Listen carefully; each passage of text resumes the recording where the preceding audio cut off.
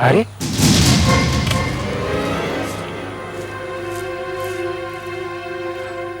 ये कौन सोया है?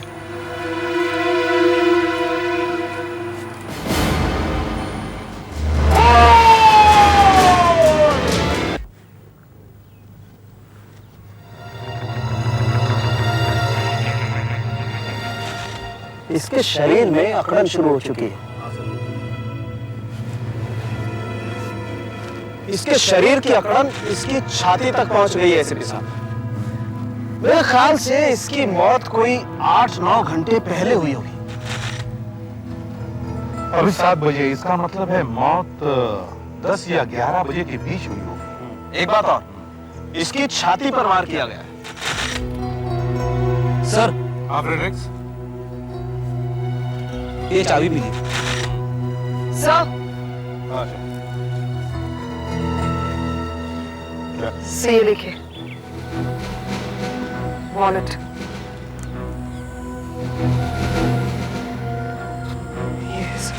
जयराम प्रधान, 18 ग्लोरी विला, 20th रोड। ये तो पास में ही है। लगता है किसी ने इसे लूटने की कोशिश की है, बाद में लाश को यहाँ फेंक दिया गया। हो सकता है। सर, हाँ भैया। सर ये यहाँ पर पड़ी मिली। क्या? किसी अंधे की वॉकिंग स्टिक लगती है सर। सर, एक कंबल भी है। लगता है यहाँ कोई अंधा भी सो रहा था। ताज्जुब है, अगर वो आदमी अंधा था तो अपनी स्टिक छोड़कर क्यों भाग गया? जरूर उसने कुछ सुना हो और डर के मारे ऐसे भागा कि उसे इन चीजों का ध्यान ही नहीं रहा। उसे यहां से भागना पड़ा। पहले हम जयराम के घर चलते हैं।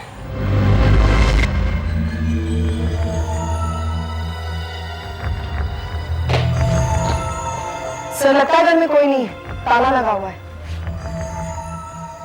कल रात से आदमी वहां मरा पड़ा है, फिर भी किसी ने उसे ढूंढने की कोशिश नहीं की, ना किसी ने रिपोर्ट लिखवाई। कहीं अकेला तो नहीं रहता था। सर, जो लाश के पास से चाबी मिली है, खोल के देखें। हाँ चलो।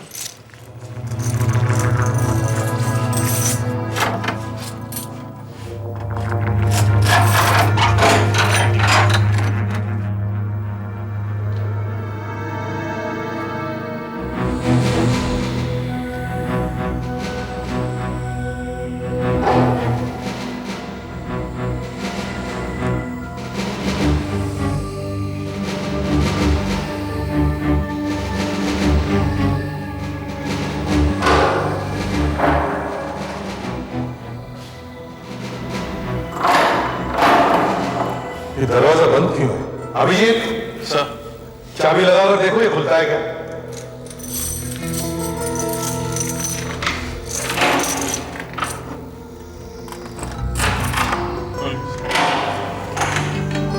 अरे ये क्या?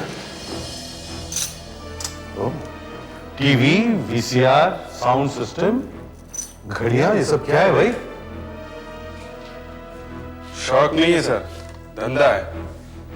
ये देखिए, दुकान का मार्क है इसमें, जयराम मनी लेंडर्स।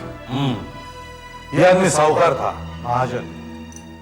लोगों को सूद पर पैसा देता होगा, उनकी चीजें गिरवी रखता होगा। ये सारी चीजें गिरवी रखी हुई है। अभिजीत, देखो तो सेफ खुला है क्या? प्लीज देखता हूँ, जयराम की चाबियों में से कोई लगती है। देखो।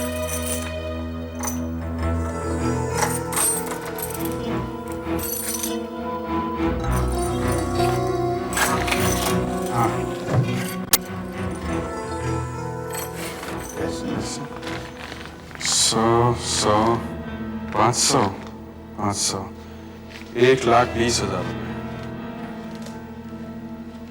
और ये एनवेलप,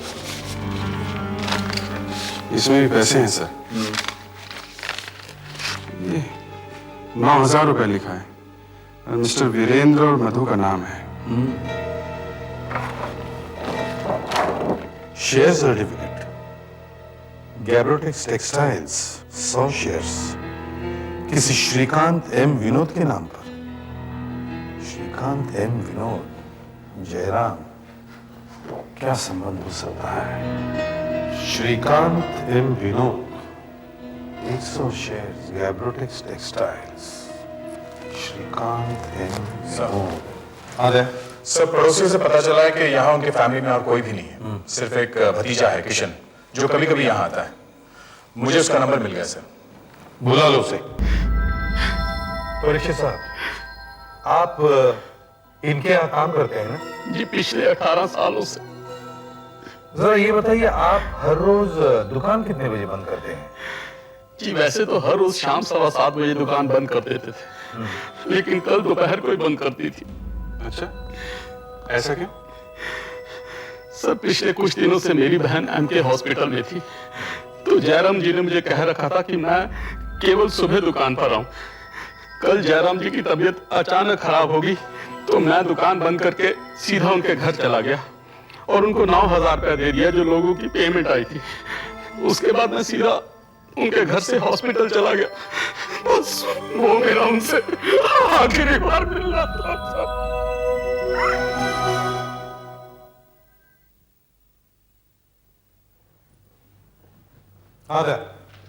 सर मैंने उस एरिया के सब गुंडों के पुलिस रिकॉर्ड चेक किए, तो ये कल्लू मिला, उसी एरिया का है सर। 2 बार पकड़ा जा चुका है, ऋत्विक पार्क के पास लोगों को चाकू दिखाकर लूटते हुए। 1.5 साल की सजा भी काट चुका है। 3 महीने पहले सर जेल से छूट कर आए। अच्छा, पहले तो सिर्फ लूटता था, अब खून भी कर दिया चाकू से। नहीं साहब, मैंने ये काम छोड़ दिया साहब। अब मैं स्प्रे पेंटिंग करता हूँ साहब, कार पेंट करता हूँ साहब, और मेरा स्कूल से कोई लेना देना नहीं है साहब। तुम ये बताओ कि कल रात 11 बजे तुम कहाँ थे? मैं वक्त साहब में था साहब, काम कर रहा था। अगर आप लोगों को मेरी बात पर भरोसा नहीं है साहब, तो आप मेरे मालिक से पूछताछ कर सकते हैं। मैं सुबह 5 बजे तक वहीं था। और एक बात बोलूं साहब, जिसने भी ये काम किया है ना साहब, बहुत ही घटिया किस्म का आदमी रहा होगा, वरना इस बूढ़े आदमी को क्यों मारता हो? जरूर कोई सर फिरा रहा होगा, जरूर कोई गर्दुल्ला होगा, ड्रग्स लेने वाला। अच्छा, ये हमें वही पास में मिला, किसी अंधे का होगा, सो रहा होगा। इसके बारे में तुम कुछ बता सकते हो? हाँ साहब, इसके बारे में मैं तो जरूर बता सकता हूँ। ये जरूर खरियाली का होगा, वही पार्क में सोता है। खड़ियाली? ये कैसा नाम है? नाम तो नहीं मालूम साहब, अंधा है, टूटी फूटी घड़ी पहनता है, चलती नहीं है साहब, फिर भी वो पहनता है। भिखारी है, यही बगल में नाके में रहता है, आपको वो वही मिलेगा साहब। मदद करो साहब, गरीब अंधे की मदद करो साहब, अंधे की मदद करो, गरीब अंधे की मदद करो साहब, गरीब अंधे की मदद करो। मदद चाहिए? ये लो आपकी छड़ी और ये कंबल भी, ऋत्विक पार्क में भूल आए थे 12 तारीख की रात को। आप लोग कौन है साहब? करो मत। आपको मेरा नाम?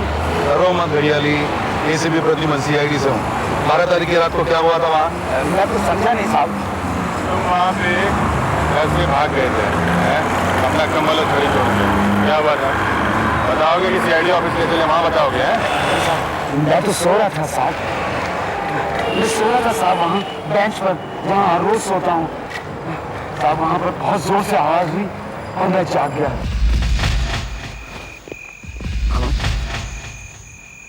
कौन है वहाँ?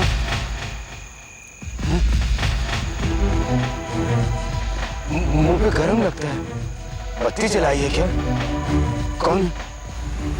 मुझसे क्या चाहिए?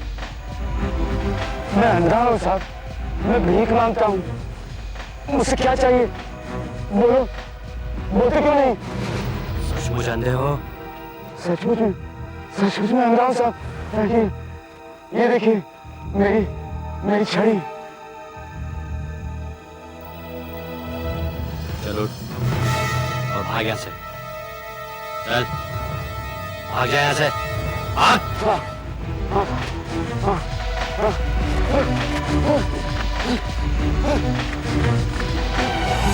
कैसे बताऊं साहब कि वो कौन था? मैं बहुत डर गया था साहब, बहुत डर गया था।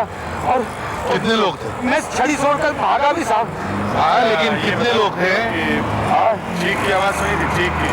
मेरे कान बहुत तेज है साहब, मैंने कोई चीख नहीं सुनी। अच्छा ये बताओ कितने लोग थे? तुमने पैरों की आवाज से तो तुम्हें पता चला होगा। हाँ साहब, पैरों की आवाज से लगता था कि एक ही आदमी। अगर घड़ियाली ये बता सकते हो कि कितने बजे थे उस वक्त? अंधे से टाइम पूछ रहे हैं साहब।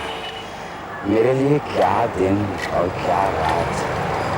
अरे साहब, रात का 10 बजा होगा, क्योंकि मैं गाड़ी की तरफ आ रहा था तो मैंने दुकानों के शटर बंद होने की आवाज़ ही सुनी थी साहब। अच्छा ये बता, तुमने बताया था गाड़ी से कुछ आवाज आ रहा है? हाँ साहब। कैसी आवाज थी? मैं कैसे बताऊं साहब, वो जो जहाँ से धुआं निकलता है ना साहब। साइलेंसर? हाँ साहब, हाँ साहब, हाँ। उसके फटने की आवाज़ थी, पटाखों जैसी आवाज़ थी साहब। लेकिन साहब एक बात बोलूं, गाड़ी की हालत बहुत खराब थी। पुरानी गाड़ी होगी, मेरे ख्याल से वही गाड़ी है। अच्छा घड़ियाली, तुम हमारे साथ चलो। हैं? चलो आओ, डरो मत।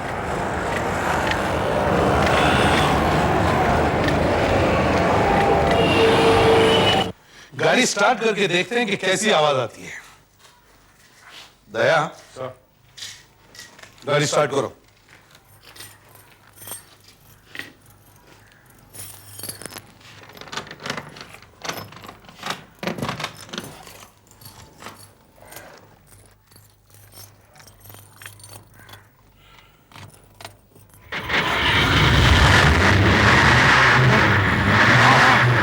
ऐसी आवाज़ थी साहब, ऐसी आवाज़ थी, यही आवाज़ है, यही गाड़ी है साहब।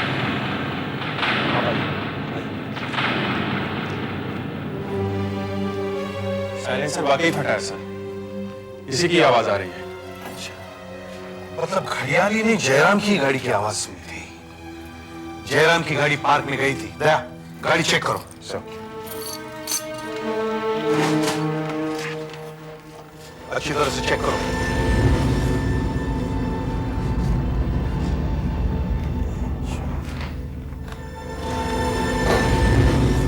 सर, हाँ भी, यहाँ पर खून के धब्बे हैं सर।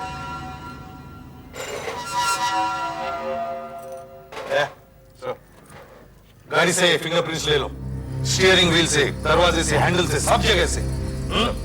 बाकी लोग मेरे साथ आओ। फ्रेडिक्स, दरवाजा खोलो। सर।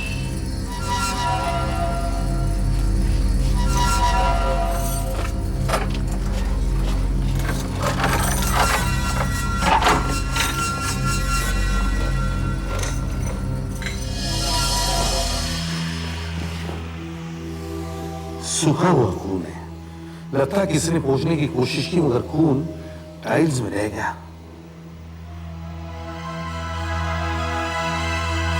इसे जयराम के खून के साथ मिला के देखेंगे। इसका मतलब है जयराम का खून यहाँ घर पर हुआ है। यह कोई पार्क में लूटने वूटने का केस नहीं है। बाद में लाश को गाड़ी में डालकर पार्क में फेंक दिया गया होगा। और फिर कातिल यहाँ आया और गाड़ी छोड़कर चला गया। सर, आ गया।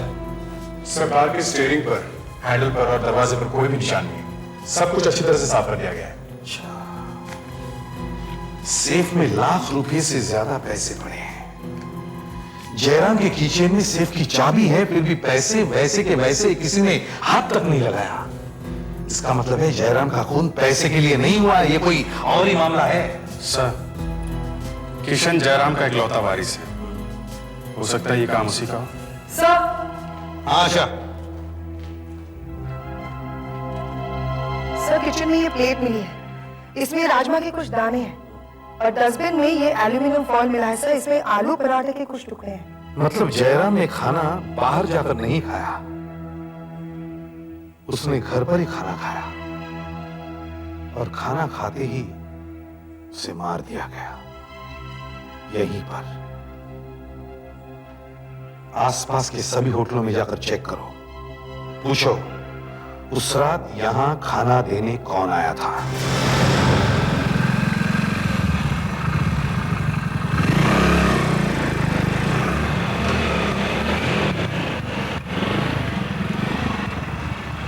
ये इसी होटल से जयराम के घर में खाना जाता था, पर उस रात नहीं गया। मैंने भी 4 रेस्टोरेंट चेक किए सर, 2 में तो आलू पराठे बनते ही नहीं है और बाकी 2 घर में खाना नहीं भेजते। इधर पायल और स्वागत है, वो मैंने चेक किया, उनके यहाँ भी होम डिलीवरी नहीं है। सुधाकर को भी कुछ पता नहीं चला सर। एरिया के लगभग सारे होटल चेक हो गए, किसी के यहाँ आलू के पराठे नहीं है, किसी के यहाँ होम डिलीवरी नहीं है। तो ये जयराम के घर खाना गया कहाँ से?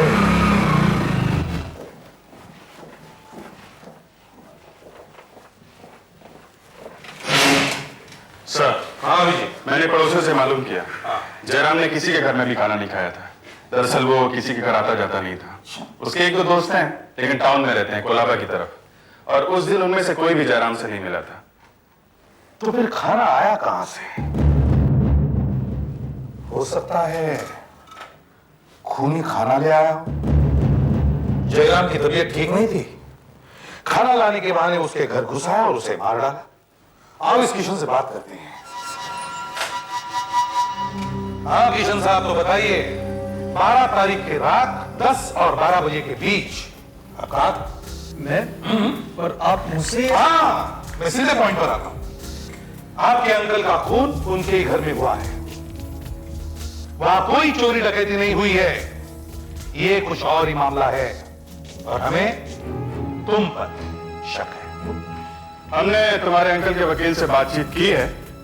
उन्होंने हमें बताया कि तुम्हारे अंकल के पास काफी पैसा था, करीब 2 करोड़ की संपत्ति थी उनके पास, और उन्होंने उसकी वसीयत अभी तक नहीं बनवाई थी। और कानूनन उस संपत्ति के हकदार सिर्फ तुम ही हो।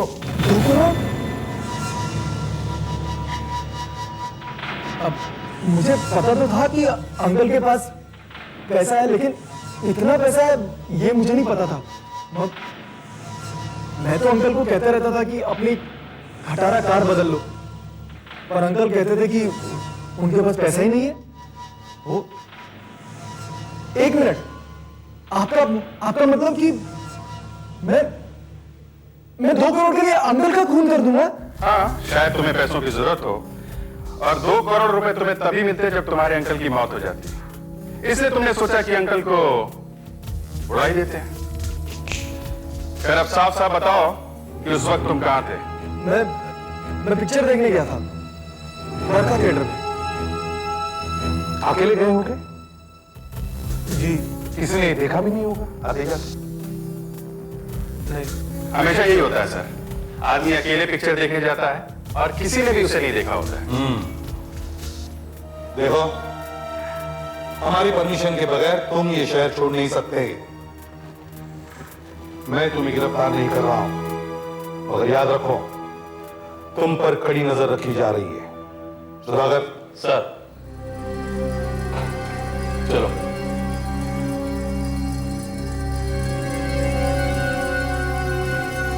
उसे देखिए, याद रखो। सर, दया और आशा एमके हॉस्पिटल गए हुए हैं जयराम के असिस्टेंट परीक्षित से मिलने के लिए। वो वहीं बैठा है अपनी बीमार बहन के पास। उससे ये पता करेंगे कि और किन किन लोगों ने जयराम से पैसे ले रखे हैं।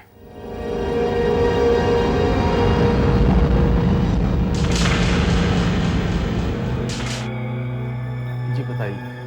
परीक्षित जी, एक बात बताइए, इन दिनों किसी के पैसे आने वाले थे क्या?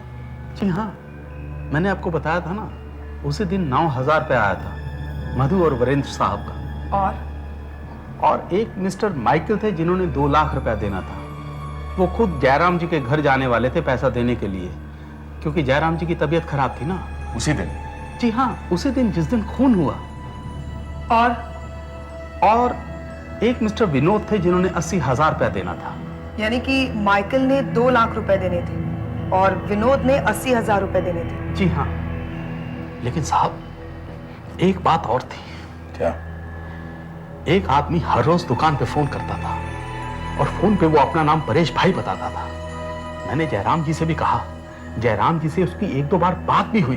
बाद में जयराम जी ने कहा कि अगर उसका फोन आए तो उसे कह दो कि वो दुकान पे नहीं है। किस लिए फोन करता था वो? उस दिन उसका फोन आया था क्या? नहीं, लेकिन साहब उस दिन उसका एक आदमी दुकान पे आया, बड़ा खतरनाक दिखता था। क्या किया उसने? साहब वो मुझे धक्का मार के दुकान के अंदर घुस गया। उसने पूरी दुकान की तलाशी ली। फिर साहब उसने दुकान से एक फोन किया और वहां से चला गया। फिर आपने क्या किया? मैं क्या करता साहब, मैं तो डर के मारे दुकान बंद करके चला गया। और उसके बाद से दुकान आज तक बंद है? जी हाँ।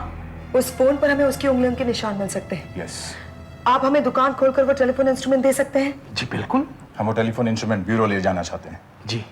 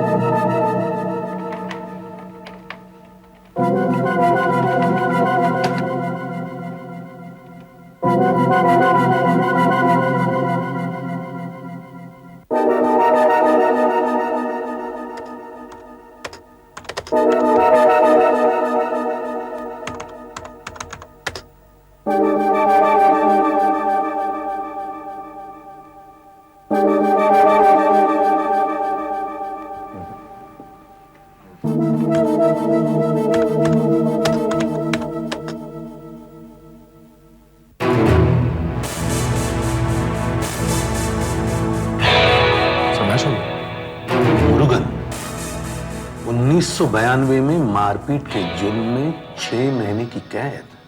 रहता कहां? 15 मांडोली चाल, केरकर रोड।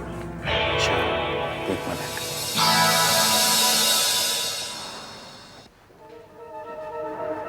सुधाकर सर। परीक्षित साहब को लेकर आओ। परीक्षित जी, चलिए।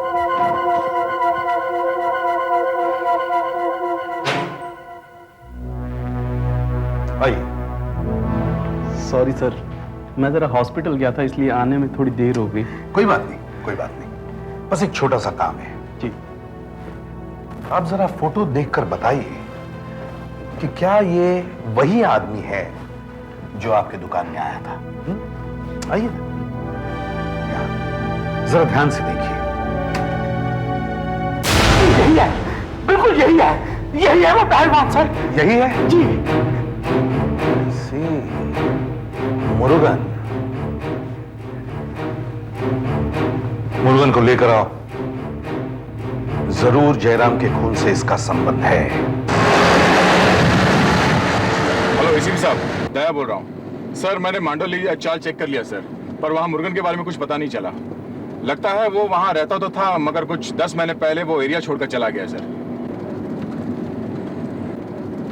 सर नहीं सर, कोई कुछ बोलने के लिए तैयार ही नहीं है। पड़ोसियों ने तो अपने मुंह पर टेप लगा रखी है। फिर पास वाले चाल में एक टपोरी मिल गया सर, बिल्कुल तोता निकला। 2-4 दाने डाले तो फटाफट बोलने लगा। बता रहा था कि मुरुगन दारू का गुलाम हो गया है सर। सर मैं वही करके आ रहा हूँ सर। इतने अड्डों में जा चुका हूँ कि अब मेरे कपड़ों में से दारू की बू आ रही है अभी। अभी और एक बार जा रहा हूँ, अगर वहां कुछ पता चलता है तो मैं आपको फोन करके बताता हूँ सर। हाँ sir, okay, thank you sir. Sir, mister Vinod. हाँ मिस्टर विनोद, आपने मिस्टर जयराम की 80,000 रुपये देने थे ना? जी देने थे, वो ठीक है, पर उसके लिए मेरे पास अभी 2 दिन का टाइम बाकी था। और वैसे भी मैंने अपने 100 शेयर्स उनके पास अमानत के तौर पर रखे हुए थे। आपको मालूम मेरे शेयर्स की कीमत कितनी है? 1 लाख रुपए, और जबकि मुझे देने थे उनके कुल 80,000 रुपए। ये कैब्रोटेक्स टेक्सटाइल के शेयर थे ना आपके? जी हाँ सर, वही जो जयराम की सेफ में रखे थे। जी हाँ वही। अब भला आप बताइए, ऐसे में क्यों उनका खून करने लगा मैं? अच्छा एक बात बताइए, 12 तारीख की रात को आप कहां थे? जी मैं तो अपने घर पर ही था। अच्छा, और आप माइकल साहब, आपको क्या कहना है? देखिए साहब, मैं जयराम के घर शाम के करीब 5:30 बजे पहुंचा था और उन्हें पैसे देकर आया था। 500-500 रुपए के 4 बंडल और 100-100 रुपए के 2 बंडल, 2,20,000 रुपए। ये 20,000 रुपए इंटरेस्ट। एक मिनट, लेकिन हमें सेफ में तो सिर्फ 1,20,000 रुपए ही मिले हैं। मगर मैं उन्हें पूरे 2,20,000 रुपए देकर आया हूं। मेरे पास रिसीट है, देखिए उन्होंने मुझे ये रिसीट दी थी और यहां पर उनके सिग्नेचर भी हैं।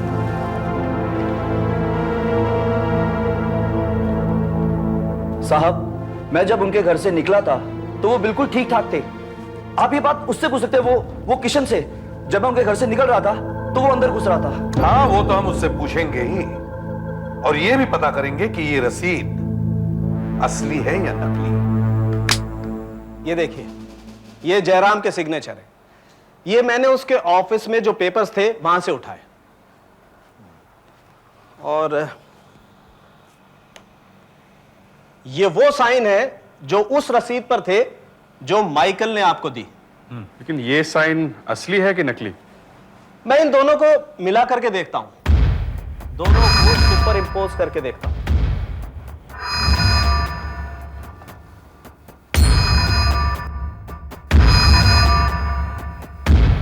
ये देखिए, ये दोनों साइन एक जैसे हैं। ये इसका मतलब जयराम के ही साइन है। इसका मतलब माइकल ने पैसा जरूर लौटाया होगा इसी के साथ। तो फिर सेफ में से पैसा गया कहां? सेफ में से 1 लाख रुपया गया कहां? सर। आशा, सर किशन, मैंने इससे पूछताछ की। इसने माइकल को अपने अंकल के घर से निकलते हुए देखा था। इसका मतलब है माइकल ने तुम्हारे अंकल को नहीं मारा, मगर तुम ये जरूर जानते थे कि माइकल वहां पैसे लाया है, और 1 लाख रुपए के लालच में तुमने अपने अंकल को मार दिया। शायद। सर, ये आप क्या कह रहे हैं? मैं अपने अंकल, वो तो मेरे अंकल थे सर। हाँ, कुछ पता चला मुर्गन का? नहीं सर, किसी को उसके बारे में कुछ नहीं पता। फिर मुझे एक आइडिया है सर। मुर्गन इससे पहले एक बार जेल जा चुका है, तो मैंने कोर्ट में जाकर वो पेपर्स देखे सर। कुछ मिला? हाँ सर, मालूम है सर उसका जमानत किसने दी थी? किसने? परेश मित्तर ने। परेश भाई? हाँ, मुझे उसका एड्रेस मिला वहां, और मैंने उसके बारे में पूछताछ भी की सर। वो तो बहुत ही पहुंचा हुआ आदमी है सर। उसका बेटिंग का धंधा है और वो एक बुकी है। वो जयराम को लगातार फोन करता था, लेकिन उसका जयराम से क्या काम? हमें परेश भाई को मिलना चाहिए। हाँ तो परेश भाई। अरे साहब लोग, जयराम को 50 बार फोन क्यों करता है? इस पहलवान को क्यों भेजा तूने उसके ऑफिस में? साहब, जयराम से अपना कोई लेना देना नहीं है। उसका भतीजा है ना किशन, उसने हमारा बहुत पैसा देने का है। किशन? किशन? हाँ साहब, उसको बेटे का बहुत चस्का है। उसने 1 लाख रुपए देना था हमारा, पर देने का नाम नहीं। फिर पता चला कि जयराम उसका चाचा है। तब मैंने जयराम को फोन किया।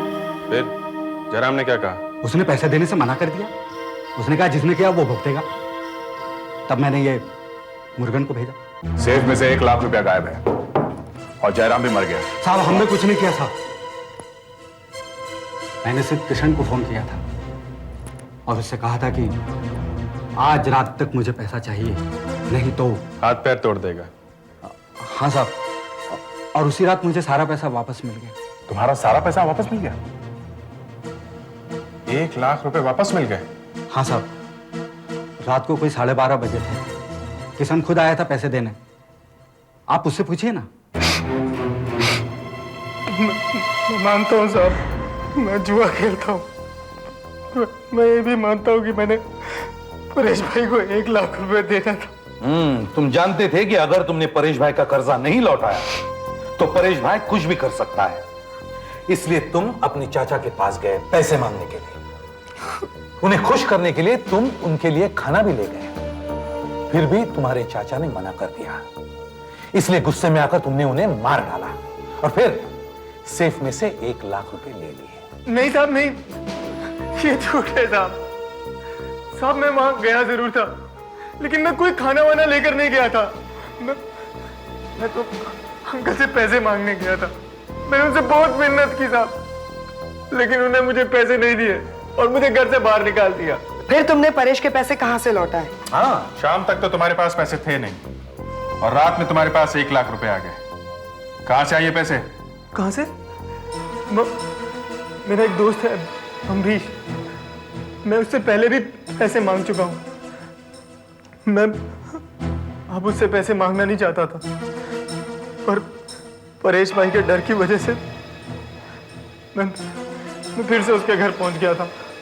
मैंने उससे बहुत मिन्नत की, 1 घंटा उसे पटाया, फिर उसने मुझे पैसे दे दिए। अच्छा, अमरीश तुम्हारे कॉलेज का दोस्त है? उसका पता क्या है? ये अमरीश को भी अभी जाना था। यही तुम्हारे दोस्त का घर? जी। कहाँ है वो? सर, मैं पड़ोसियों से पूछ कर आ रही हूँ। अमरीश लंदन गया है, 15 दिन बाद लौटेगा। सर आप मेरा विश्वास कीजिए, 12 तारीख की रात को ही मैंने अमरीश से पैसे लिए थे परेश भाई को देने के लिए। देखो, कहानी मत बनाओ। तुम्हें पता था वो देश के बाहर है, इसलिए मुझसे पूछेंगे कैसे? देखो, परेश भाई तो तुम्हें छोड़ने वाला नहीं था, इसलिए तुमने अपने अंकल को पटाने की कोशिश की, लेकिन कोई फायदा नहीं हुआ। नहीं सर, मेरा विश्वास कीजिए, मैंने अपने अंकल को नहीं मारा है। अब तो अंकल का सारा माल मतलब तुम्हारा ही है। अपने लिए महंगा सा वकील कर लो, फंस चुके हो तुम।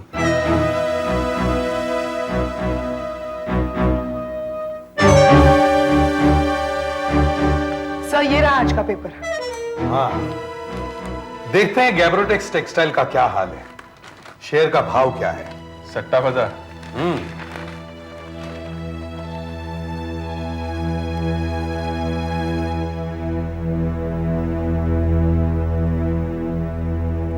गैब्रोटेक्स टेक्सटाइल्स 350 रुपये। व्हाट?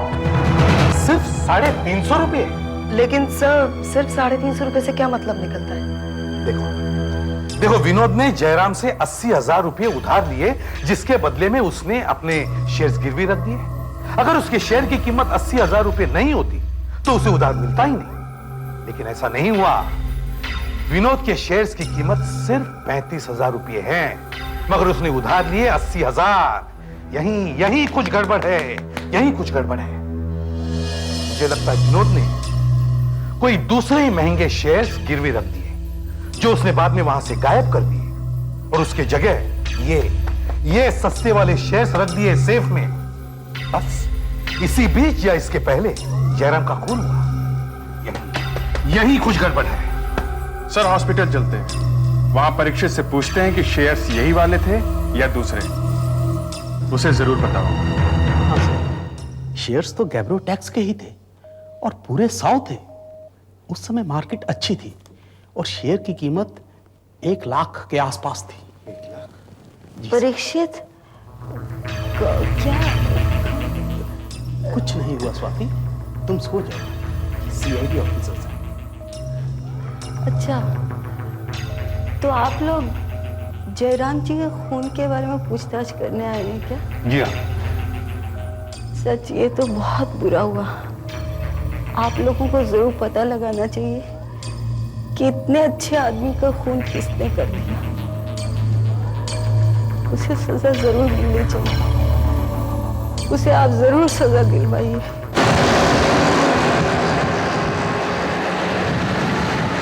सब परीक्षित जी जो कह रहे हैं उससे एक बात बिल्कुल साफ है, विनोद खूनी नहीं है। और खूनी परेश भाई मुर्गन भी नहीं है सर। माइकल ने जो 2 लाख रुपए लिए थे उसे तो लौटा दिए, तो खूनी वो भी नहीं हो सकता। लगता तो मुझे भी यही है, पर एक बात है, ये अब तक पता नहीं चला कि वो राजमा और आलू के पराठे आए कहां से। होटल वाला तो देकर नहीं गया।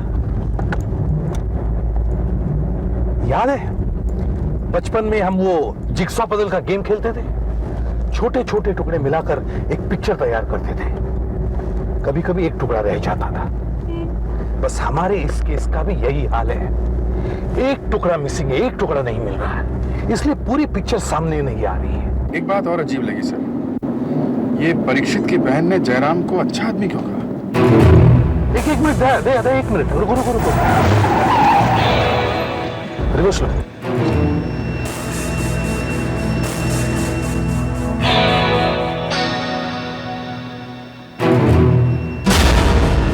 हमारी जिक्सॉ पजल का मिसिंग टुकड़ा मिल गया। अगर जो मैं सोच रहा हूं वो सही है, तो हमारे दोनों सवालों का जवाब मिल गया कि वो खाना आया कहां से और परीक्षित की बहन जयराम को अच्छा क्यों कह रही थी। इस होटल को चेक करो, ये हॉस्पिटल के बिल्कुल पास में ही है। आप लोग फिर से? पहचानो इसे। क्या ये वही आदमी है जो तुम्हारे यहाँ आया था? जरा ठीक से देखो। हाँ साहब, ये वही आदमी है। इसी ने 2-3 दिन पहले हमारे वास्ते खाना ले गया था। क्या हो रहा है ये सब? हाँ, थोड़ी देर पहले आपने कहा कि जयराम अच्छे आदमी थे, कैसे? वो बड़े ही नेक इंसान थे, देवता।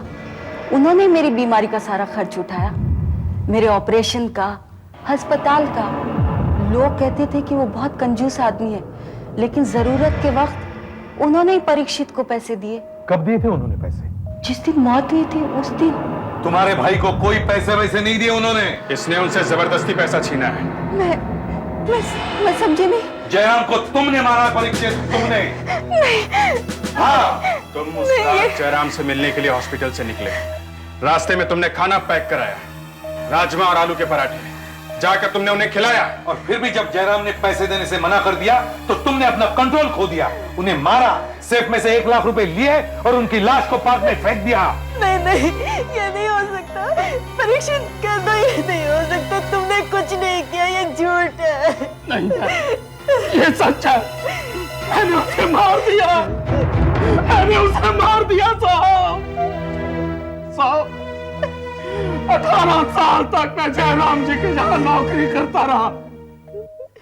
इतनी सी तनख्वाह में मैंने जैसे तैसे करके अपना गुजारा किया, लेकिन मैंने ऊँट तक नहीं की। जब मुझे पैसे की जरूरत पड़ी तो उन्होंने मुझे पैसा देने से मना कर दिया। अरे साहब, वो करोड़पति आदमी था, 1 लाख रुपया तो मुझे आसानी से दे सकता था, लेकिन नहीं, उस कंजूस ने मुझे पैसा देने से मना कर दिया। क्या कहा उसने? कहने लगा, अबे कहां से लौटाएगा पैसा, लॉटरी लग गया क्या? बस साहब, उसका इतना कहना था कि मैं आपे से बाहर हो गया, मेरे सर पर जैसे भूत सवार हो गया था, और मैंने उसे मार दिया साहब। मैं क्या करता, मेरी बहन की जिंदगी का सवाल था साहब, मैं क्या करता।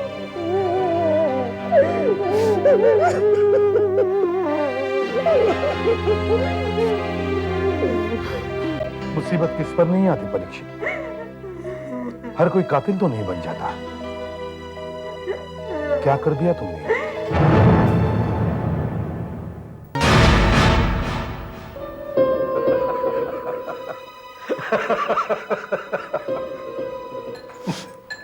आशा, बाकी तुम्हारा फ्लैट बहुत अच्छा है, लेकिन तुम यहाँ अकेली रहोगी? सर, इतने साल पीजी रहने के बाद अब जाकर पूरा फ्लैट लिया है। खुशी तो बहुत हो रही है, लेकिन अकेले रहने की आदत नहीं है ना, इसलिए सोची हूँ किसी सहेली को बुलाऊं साथ में रहने के लिए। That's good. किराया तो बहुत होगा। नहीं, बहुत ज्यादा नहीं है, एरिया अप मार्केट नहीं है ना, इसलिए।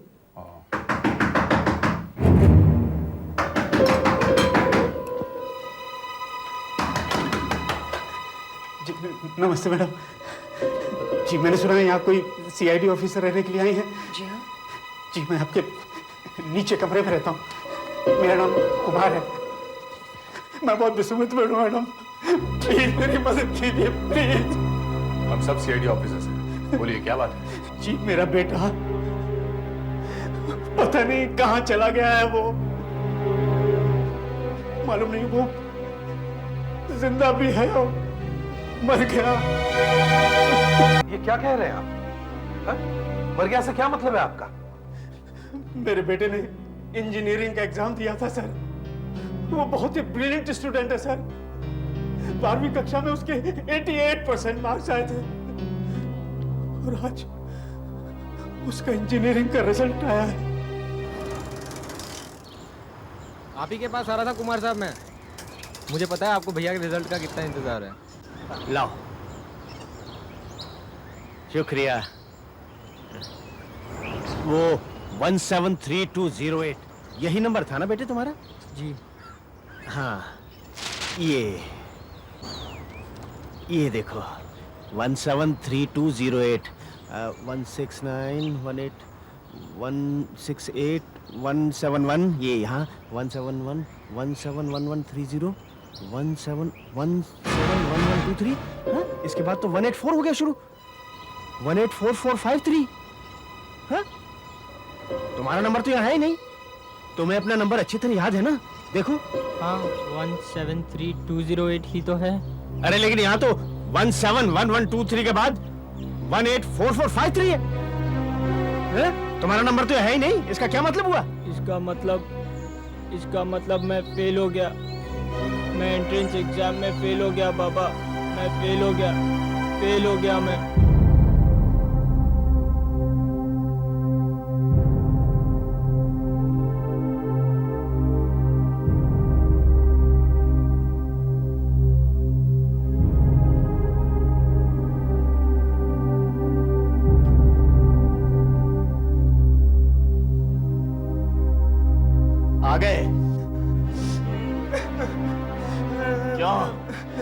अपने दोस्तों के साथ अपने फेल होने का जश्न मना के आए हो? हैं? नहीं नहीं मिठाई, मैं तो चुप रहो। तुम्हें जब ये किताबें पढ़नी थी तब तो तुमने पढ़ी नहीं। अब इन्हें पढ़ने से क्या फायदा? मालूम है ना कैसे मर मर के मैंने तुम्हें ये किताबें खरीद के दी थी, और कितनी मुश्किल से मैं तुम्हारी फीस जमा कराता रहा हूं। एक वेटर की तनख्वाह होती ही कितनी है, फिर भी मैंने अपना पेट काट काट के तुम्हें पढ़ाया, तुम्हारे इंजीनियर बनने का सपना देखा। सोचा था तुम इंजीनियर बन जाओगे तो हमारे सारे संकट, सारे कष्ट दूर हो जाएंगे, लेकिन तुमने मेरे सारे सपनों पर पानी फेर दिया विवेक। बाबा मुझे माफ कर दीजिए। अब बहुत देर हो चुकी है बेटे, मेरे ड्यूटी पर जाने का समय भी हो गया है। अगर मैं टाइम से नहीं पहुंचा तो ये नौकरी भी जाती रहेगी और फिर हम कहीं के नहीं रहेंगे।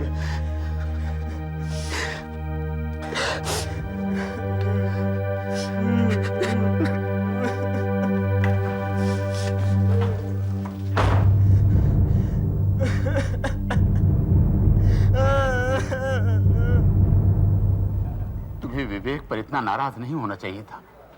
तुमने बहुत गलत किया है कुमार। ए वेटर, यस 2 और बियर लाना। अभी लाए साहब। देखो थोड़ा जल्दी करो। Yes sir. तुम्हारा बच्चा पढ़ने में तो तेज था।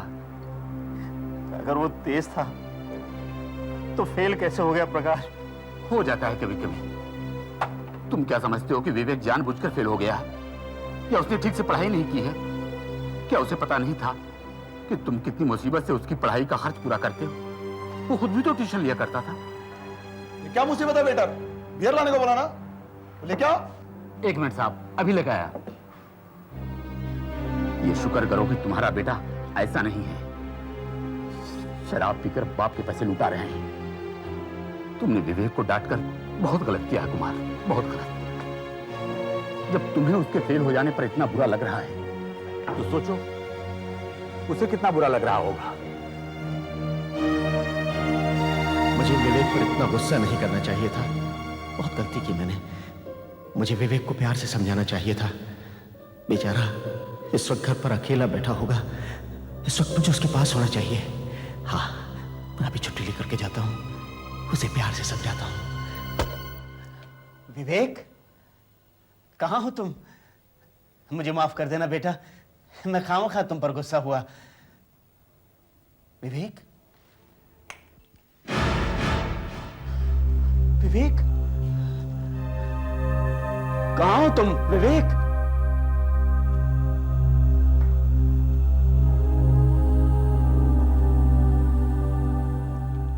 कहाँ गए ये?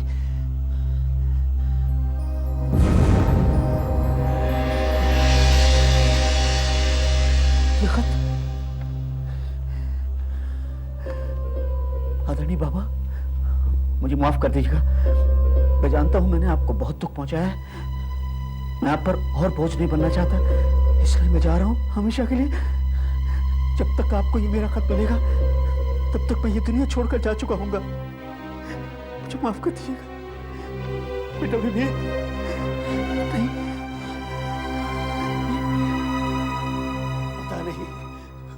पता नहीं वो कहां चला गया होगा। मालूम नहीं वो जिंदा भी है या नहीं। प्लीज प्लीज मेरी मदद कीजिए, मैं आप लोगों के हाथ जोड़ता हूं, प्लीज। आपने आखिरी बार अपने बेटे को कब देखा था? जी 7:30 बजे, जब मैं ड्यूटी पर जाने के लिए निकला था तब मैंने उसे देखा था। और आप वापस कब लौटे? जी 10:30 बजे। 10:30 बजे? तो फिर 7:30 और 10:30 बजे के बीच उसने ये नोट लिखा होगा और फिर वो घर से बाहर निकल गया होगा। आपने उसके दोस्तों को कांटेक्ट करने की कोशिश की? हो सकता है वो किसी को मिलने गया हो। जी जैसे ही मैंने खत पढ़ा मैं तो पागल हो गया। फिर मुझे याद आया कि मुझे किसी ने बताया था कि यहाँ एक सीआईडी ऑफिसर ने फ्लैट लिया है। फिर मैं आपके पास चला आया। प्लीज मेरे बच्चे को बचा लीजिए, प्लीज सर। वो कहीं कुछ कर ना बैठे सर। चलो मैं तुम्हारा कमरा देखना चाहता हूँ, शायद कुछ सुराग मिल जाए।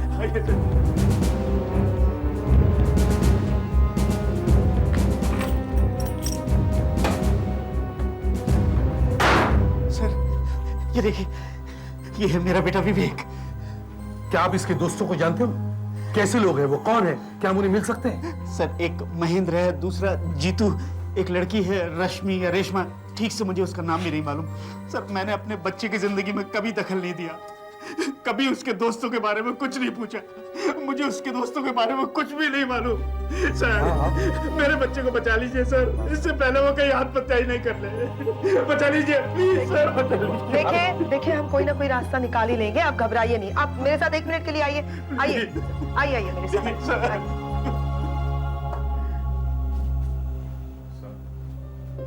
क्या आपको लगता है ये लड़का आत्महत्या कर लेगा? लगता है। वाकई? मगर क्यों? अभिजीत, इस शहर में जीना बहुत मुश्किल है, मगर मरना बहुत आसान है, बहुत आसान है। कभी कभी सोचता हूं क्या हो गया है समाज को कि बेचारे बच्चे आत्महत्या करने पर मजबूर हो रहे हैं। हाँ सर, दिन पर दिन आत्महत्या करने वाले बच्चों की संख्या बढ़ती जा रही है। हाँ, लेकिन हम इस लड़के को मरने वालों की लिस्ट में आने नहीं देंगे। We have to save his life.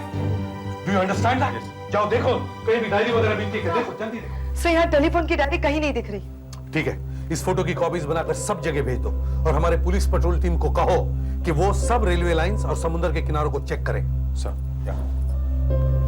1 minute Daya, 1 minute रुकना जरा। कुमार साहब, यहाँ आने के बाद आपने किसी को फोन किया था? फोन?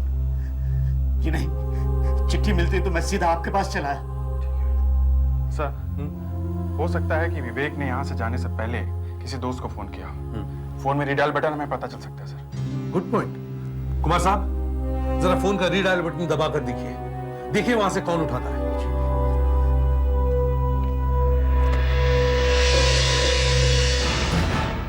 हेलो जी, मैं विवेक का फादर बोल रहा हूं। जी आप कौन? 1 सेकेंड, रश्मि की मदर। हेलो, नमस्ते, मैं एसीपी प्रद्युमन बोल रहा हूँ, सीआईडी से। देखिए, मुझे कुमार साहब के बेटे विवेक के बारे में कुछ पूछना है।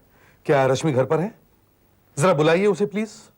एक मैं बुलाती हूँ। मैं रश्मि, बेटा इधर आना। जी मम्मी।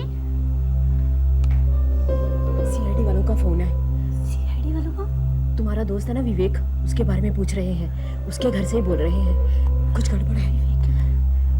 हेलो जी हाँ, मैं रश्मि बोल रही हूँ। हाँ रश्मि, देखो एक बात बताओ, क्या विवेक ने आज शाम को आपसे फोन पर बात की थी? जी हाँ, उसके बाद वो हमारे घर भी आया था। आया भी था?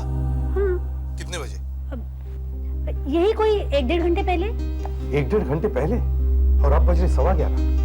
इसका मतलब है वो वहाँ 10 बजे के आसपास आया होगा। जी हाँ, मगर ये सब आप किस लिए पूछ रहे हैं? देखो बेटा, पूरी बात बताने के लिए मेरे पास समय नहीं है, बस सिर्फ ये बताओ कि क्या उसने आपको बताया था कि वो कहाँ जा रहा है और उसका मूड कैसा था? मूड? जी हाँ, वो बहुत परेशान सा लग रहा था और गुमसुम भी था। मगर ये सब आप क्यों पूछ रहे हैं? प्लीज आप बताइए ना। उसने कुछ कहा आपसे? कुछ कहा तो नहीं वैसे। अच्छा खैर, आप अपना एड्रेस दीजिए, हमारे ऑफिसर्स वहां पर आएंगे आपके घर पर। जी देखिए, मैं विवेक के घर के पास ही रहती हूँ, 15 Lovedale apartment, Surajmal road. 15 Lovedale apartments, Surajmal road. हाँ, थैंक यू बेटा। दया, आशा, रश्मि के घर जाकर पूछताछ करो, लगता है वो कुछ छुपा रही है। विवेक मेरा सबसे अच्छा दोस्त है, हमने एग्जाम्स की तैयारी साथ की थी। वो क्लास का स्कॉलर था और हमेशा पढ़ाई में मेरी मदद किया करता है। विवेक ने आज आपसे क्या बात की? पहले तो उसने फोन किया और कहा कि कुछ छोड़ना चाहता है और आकर ये किताबें और ये नोट्स मेरे पास छोड़ दिए। लेकिन क्यों? क्योंकि वो चाहता है कि किताबें और ये नोट्स में किसी जूनियर स्टूडेंट को दे दूं, क्योंकि वो दोबारा कभी एग्जाम में नहीं बैठने वाला है। फिर बिना कुछ बोले, बिना कुछ कहे चला गया। बहुत उदास लग रहा था। आपको कुछ नहीं मालूम कि वो कहाँ गया होगा? आपके पास उसके किसी और दोस्तों के नंबर भी होंगे, जरा दीजिए, हो सकता है वो किसी और को भी मिलने गया हो। सर, ये पासबुक मिली है विवेक के नाम की। विवेक का बैंक अकाउंट है क्या? जी, वो 10वीं क्लास के बच्चों को ट्यूशन देता है, उससे जो पैसे मिलते हैं उसी से अपना काम चलाता है। ये क्या? उसने तो आज 1000 रुपये निकाले। इतने पैसे उसने क्यों निकाले? पता नहीं साहब, पैसे के मामले में विवेक बहुत ही समझदार है, कोई फिजूल खर्च नहीं करता और न ही उसे कोई बुरी आदत है। तो फिर ये आजादी थी। विवेक, ये क्या है? क्या है? ये देखिए सर, तक्षशिला बुक स्टोर्स का बिल है। इसमें मेडिकल और इंजीनियरिंग की किताबें मिलती हैं और ये क्या, तारीख भी आज की है। इसका मतलब है उसने आज यहाँ से किताब खरीदी है। कौन सी किताब? देखो तो। PH नहीं, शायद A है। PASR 18DOX। सर बहुत खराब लिखा हुआ है, पढ़ा नहीं जा रहा है।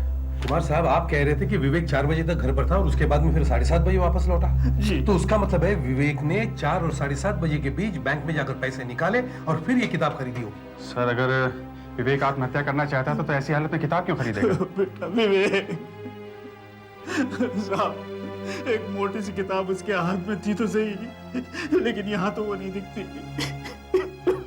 खैर, दुकान का टेलीफोन नंबर तो है, मगर दुकान तो बंद हो गई होगी। फिर भी टेलीफोन डिपार्टमेंट से हम पता कर सकते हैं कि इस दुकान का मालिक कौन है।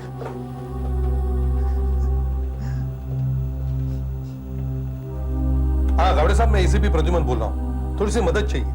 देखिए, पार्ला में एक बुक स्टोर्स है, तक्षशिला बुक स्टोर्स, उसका टेलीफोन नंबर है 901145। क्या आप बता सकते हैं कि यह टेलीफोन नंबर किस नाम पर रजिस्टर्ड है? हाँ, मैं होल्ड करता हूं। हाँ, सूरज दर्शन। अच्छा, इन मिस्टर सूरज दर्शन का घर का नंबर मिल सकता है? हाँ हाँ, 9022354। Okay, thank you very much, thank you. 9022354। इससे पहले कि मेरा बेटा कुछ कर बैठे, उसे ढूंढ निकालिए प्लीज। हाँ मिस्टर सूरज दर्शन, देखिए मैं एसीपी प्रद्युमन बोल रहा हूँ, CID।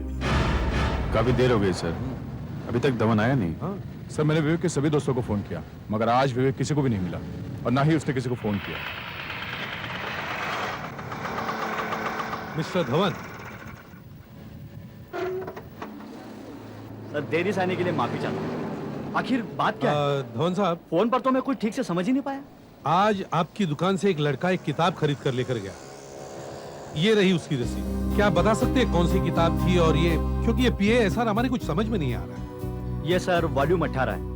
ये सूरज प्रकाशन की वॉल्यूम 18 है। अच्छा, ये मेडिकल की बुक है। मेडिकल? ये 18 क्या है?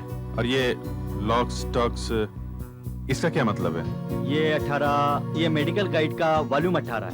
और ये जो PH टॉक्स है ना, ये फार्मास्यूटिकल टॉक्सिकोलॉजी, ये MBBS स्टूडेंट की बुक है। मेडिकल की किताब विवेक के किस काम की? क्या आप दुकान खोलकर इस किताब की कॉपी दिखा सकते हैं प्लीज? हाँ हाँ, क्यों नहीं। थैंक यू, लाइए। हाँ।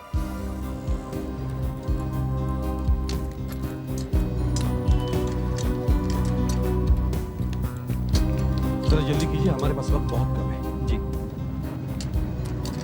जरा हेल्प।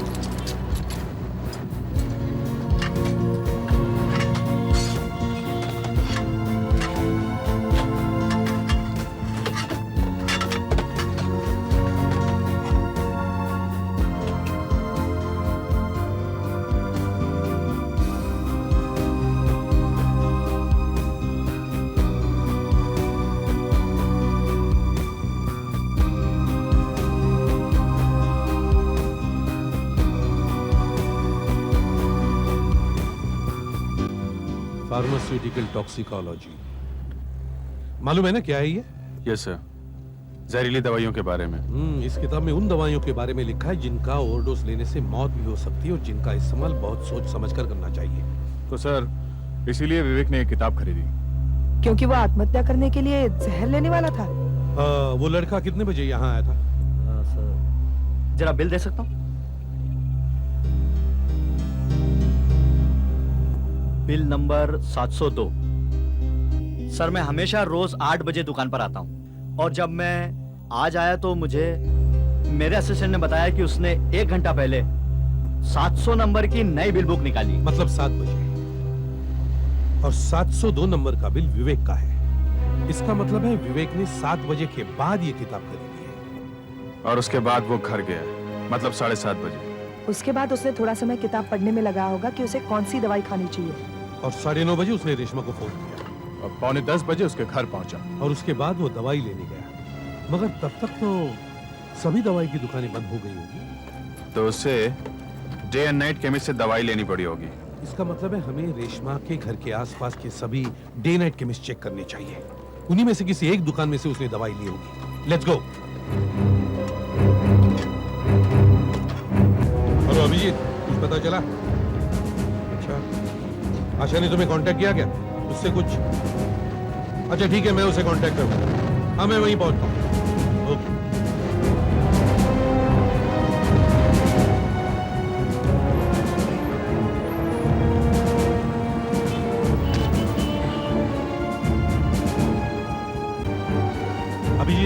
नहीं सर, कुछ पता नहीं चला।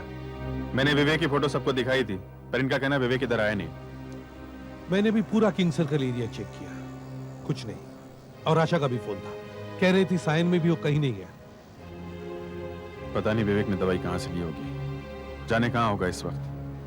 कहीं उसने दवाई खा तो नहीं ली होगी सर। Let's go.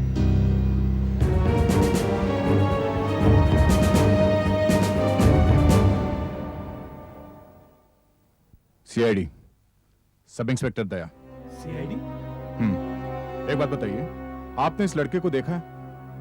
हो सकता है ये यहाँ आज दवाई लेने आया हो। हाँ, ये तो वही लड़का है जो कुछ देर पहले आया था। हाँ साहब आया था और हमसे दवाई भी लेके गया। आया था? हाँ। आखिर उसने दवाई खरीदी ली, कैसे रोका जाए उसे? सीआईडी, सब इंस्पेक्टर दया। सीआईडी? एक बात बताइए, आपने इस लड़के को देखा है? हो सकता है ये यहाँ आज दवाई लेने आया हो। हाँ, ये तो वही लड़का है जो कुछ देर पहले आया था। हाँ साहब आया था और हमसे दवाई भी लेके गया। आया था? हाँ। आखिर उसने दवाई खरीदी ली, मुझे एसीपी साहब को बताना चाहिए। हेलो, हाँ दया बोलो। क्या उसने गोलियां खरीद ली? कितने देर पहले? अच्छा, किधर है वो दुकान? अच्छा ठीक है, तुम वहीं पर रुको, हम अभी वहां पहुंच रहे हैं।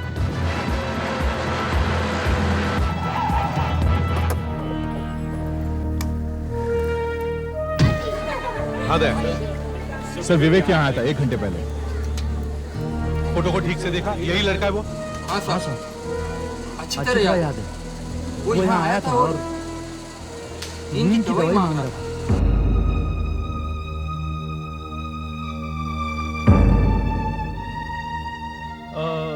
दो स्ट्रिप कैलोक्सिन 50 मिलीग्राम देना प्लीज। कैलोक्सिन? ये तो नींद की गोलियां हैं, हम ऐसे नहीं दे सकते। डॉक्टर का प्रिस्क्रिप्शन चाहिए, बिना डॉक्टर की पर्ची के हम दे नहीं सकते। डॉक्टर की पर्ची है ना मेरे पास? 1 मिनट। ओह नो, डॉक्टर की पर्ची तो मैं घर पर भूल आया। सॉरी बॉस, फिर तो हम आपको ये नहीं दे सकते।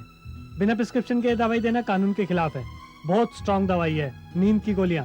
अगर 4 भी ज्यादा खा ली ना तो सीधे ऊपर का टिकट करता है। अरे यार मेरी प्रॉब्लम समझने की कोशिश कीजिए यार, मेरी माँ बहुत बीमार है। आज रात को हमें हैदराबाद की गाड़ी पकड़नी है। Please try and understand. यार आप हमारी मुसीबत भी समझो।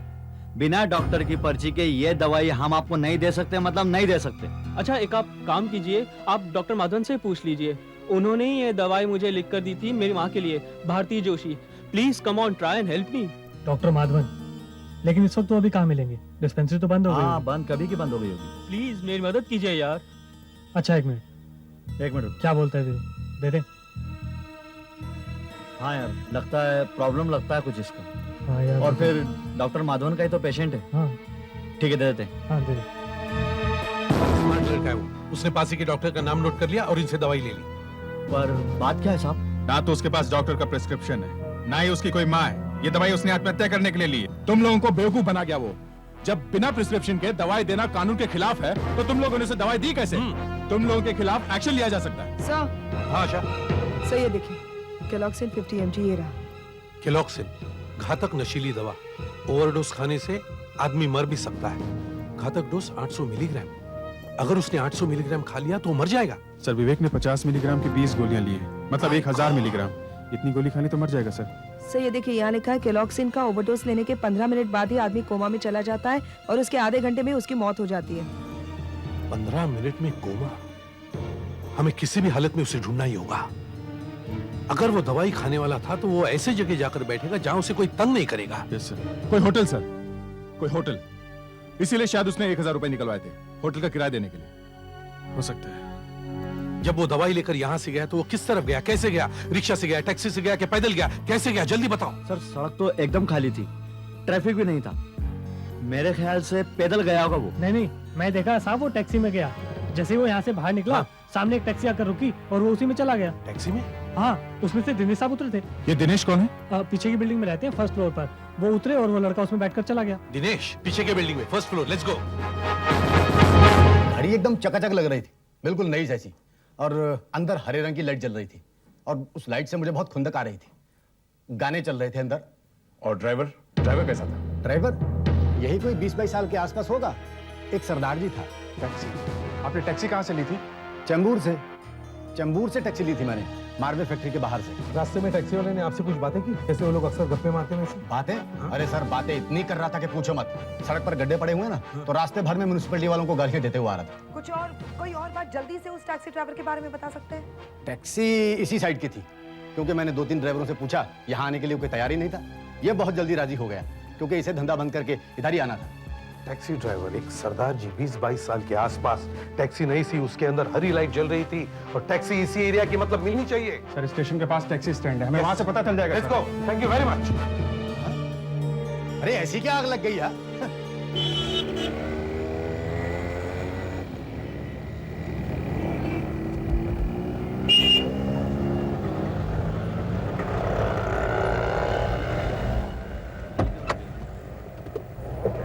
सर शायद कोई पैसेंजर है। हाँ देखो, आने दो। मगर है कौन ये लोग? क्या मान पूछो। हाँ सब कहाँ जाएंगे? हम लोग सीआईडी से। सीआईडी? हम एक ड्राइवर की तलाश है। सरदार जी हैं, उनकी नई टैक्सी है। अंदर हरी लाइट जलती है और गाने बहुत बजाता है वो।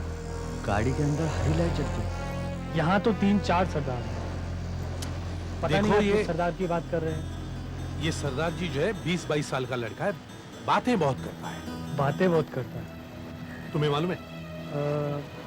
कहीं आप जग्गू की बात तो नहीं कर रहे? कहाँ रहता है ये जगजीत नाम है उसका। हाँ, कहाँ रहता? कहाँ है? यही रहता है रॉक्सी टॉकीज के पीछे, बेनी चौल में। रॉक्सी टॉकीज के पीछे बेनी चौल।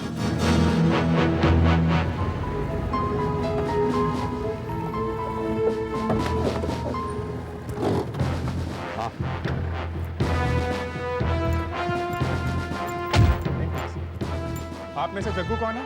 जगजीत टैक्सी वाला? साहब कौन है आप लोग? हम सीआईडी से पूछताछ करने आए हैं। हाँ, तुमने चेंबूर से एक सवारी ली थी और धनसुख रोड पर छोड़ी, और फिर वहां से एक लड़का तुम्हारी टैक्सी में बैठा। हाँ साहब बैठा तो था। ये देखो, ये वो लड़का था। हाँ जी साहब यही लड़का है, पर बात क्या है? उसे कहाँ उतारा था आपने? कहाँ छोड़ा था उसे आपने? उसने मुझे कहा कि वो बाहर से आया है, पूना से, और उसे किसी होटल में जाना है। कह रहा था कुछ सस्ता सा होटल हो। तो जी बस मैं उसे छोड़ा है। कहाँ छोड़ा था उसे, जल्दी बताओ। वो जी होटल समरन है, वो मेर बाग के पास है जी। बस वहीं छोड़ दिया था जी मैंने। कितने बजे थे उस वक्त? वो जी घंटा को होया होगा। क्यों, कोई परेशानी है? कुछ किया उस लड़के ने? कुछ किया नहीं है, करने वाला है। तो फिर छड्डो, चलो मैं बताता हूँ कहाँ छोड़ा था। कौन? वेटर।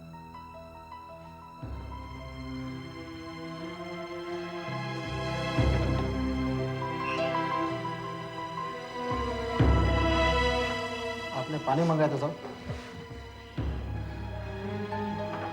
Thank you. आप जाइए प्लीज, मुझे डिस्टर्ब मत करना। प्लीज जाइए।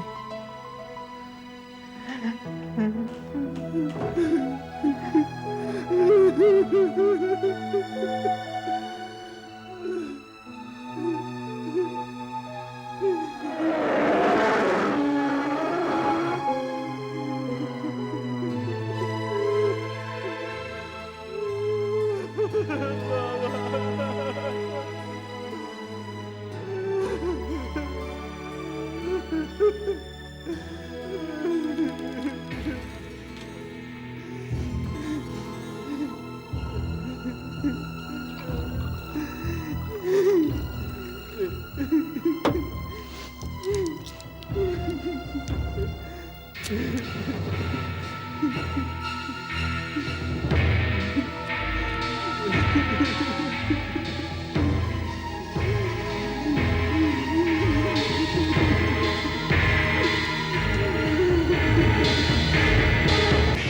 कटोलू, हेलो कटोलू, हेलो सर। सर मैं इस एरिया के सभी होटल छान मारे मगर उस लड़के का कहीं पर पता नहीं लगा है सर। कोशिश करते रहो, डैम इट, कोशिश करते रहो। हाँ, हम लोग वहीं पहुंच रहे हैं। और सुनो, उस एरिया में अगर पेट्रोल वैन हो तो उनसे भी कहो वहां पहुंचने के लिए। देखो, एक 20 साल का लड़का आत्महत्या करने जा रहा है। Yes, don't forget that, understand? हाँ, कोशिश करते रहो।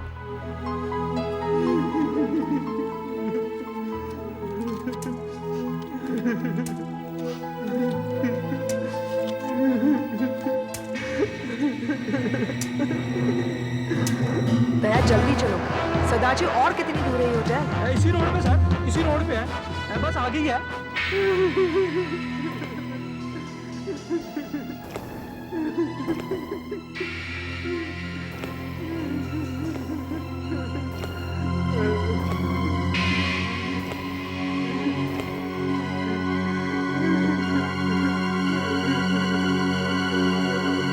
Hello control room, patrol van का क्या हुआ? कांटेक्ट हुआ? Yes sir. Sir patrol van से कांटेक्ट हो चुका है, वो कुछ ही देर में आपके पास पहुंचती ही होगी। ओवर। एम्बुलेंस का इंतजाम हुआ? Over. Yes sir. Sir ambulance भी यहाँ से निकल गई है। ओवर।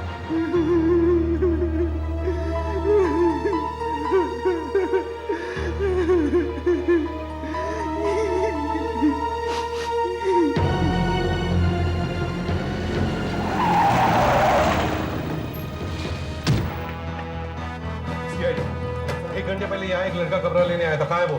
नहीं साहब, यहाँ तो कोई नहीं आया था। देखो, बकवास मत करो, हमें पता है वो लड़का यहाँ आया था। यही होटल है साहब, मैंने उसे यही छोड़ा था। ये उसका फोटो है।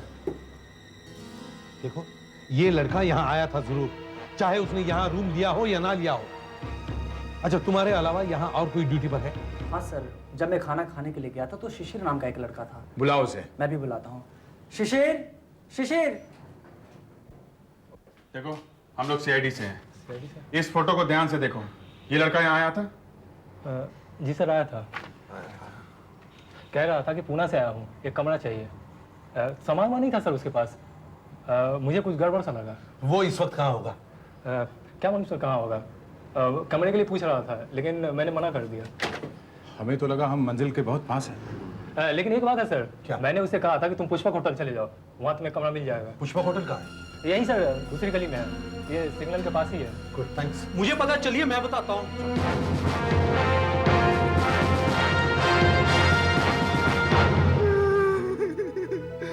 बाबा, बाबा मुझे माफ कर दो बाबा, प्लीज बाबा, मुझे माफ कर दो।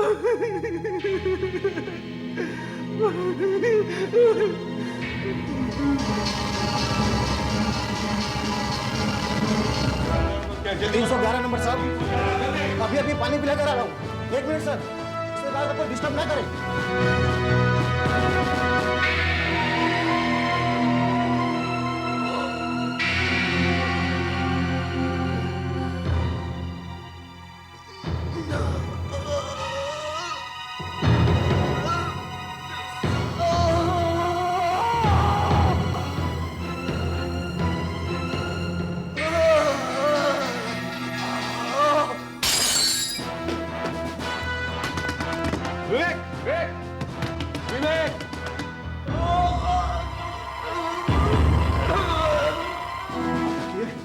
जल्दी जल्दी जल्दी, विवेक।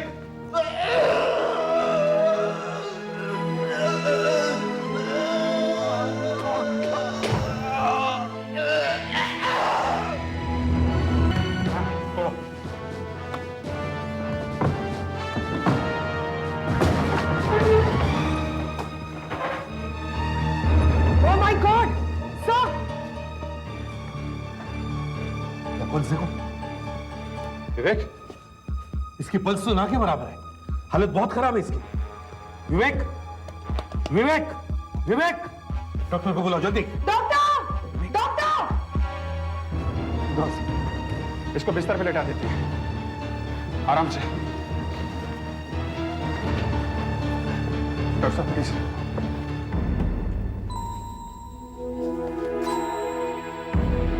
ओह नो, लगता है कोमा में जा रहा है। ही स्लीपिंग। आप कुछ करिए ना प्लीज। देखिए वक्त बहुत कम है, लीजिए आप इसका स्टमक पंप कीजिए। ओके, ट्यूब दो मेरे पास। ओह माय गॉड, इसने तो कैलोजिन खाई है। इसे पेप्टामाइसिन का इंजेक्शन लगाना पड़ेगा।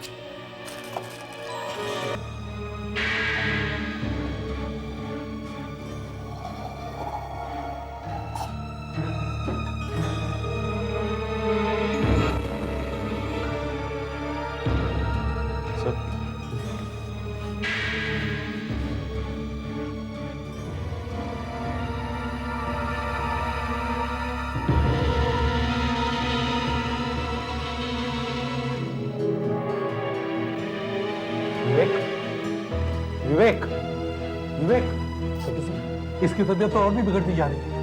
अभी भी वक्त है। विवेक, विवेक, विवेक, विवेक, देखिए इसे सोने नहीं देना। विवेक, विवेक, विवेक, विवेक, विवेक, विवेक, विवेक। इसने आंखें खोल दी, जल्दी से इस हॉस्पिटल ले चलो क्विक। बेटे विवेक, विवेक, बेटे विवेक, विवेक। कुमार साहब, आपका बेटा बच गया, उसे होश आ गया। आइए। विवेक, अब इसकी तबीयत कैसी है? अब ये खतरे से बाहर है। बेटा विवेक, भगवान का लाख लाख शुक्र है बेटे कि तुम बच गए। मुझे माफ कर दो बेटा, मुझे माफ कर दो। बाबा, बाबा, बाबा, मैंने 20 गोलियां खाई थी, फिर मैं जिंदा कैसे हूँ? हमने तुम्हें बचा लिया बेटे। विवेक, हमने सुना था तुम एक समझदार लड़के हो, फिर ये क्या किया तुमने? हाँ? मैं फेल हो गया था सर, फिर जीने से क्या फायदा? 1 साल बचाने के लिए तुमने अपनी सारी जिंदगी दांव पर लगा दी, मगर ये नहीं सोचा कि तुम्हारे बाद तुम्हारे बाबा का क्या हाल होगा। अरे पास फिर तो सारी जिंदगी चलता रहता है। अभी से ये हाल है तो आगे चलकर क्या होगा? हैं? मजबूत बनो, थोड़ा लड़ना सीखो। देखो विवेक, परीक्षा में फेल होना कोई बुरी बात नहीं है। बुरी बात यह है कि तुमने अपनी जान लेने की कोशिश की, और ये सिर्फ कायर लोग करते हैं। कुमार साहब, सिर्फ आपका बेटा फेल नहीं हुआ है, बल्कि आप भी फेल हुए हैं। आपने ही इसे मजबूर किया ये सब करने के लिए।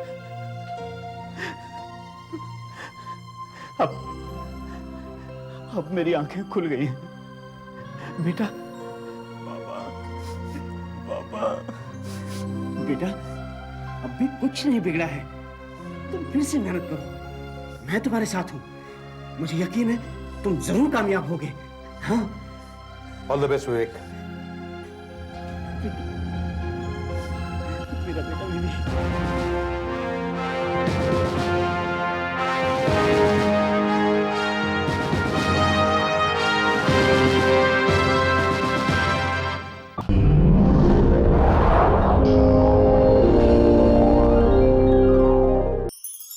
ऐसे और भी मज़ेदार वीडियो के लिए हमारे चैनल को लाइक, शेयर और सब्सक्राइब करें।